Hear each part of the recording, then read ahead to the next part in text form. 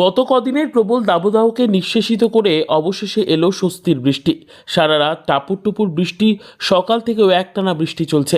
এমনই ছবি লক্ষ্য করা গেল মুর্শিদাবাদ জেলার ধুলিয়ানে। এদিকে কাঠফাটা রোদ কদিন ধরেই চলছিল, যাকে ঘিরে মানুষজন রীতিমতন হাঁপিয়ে উঠেছিলেন।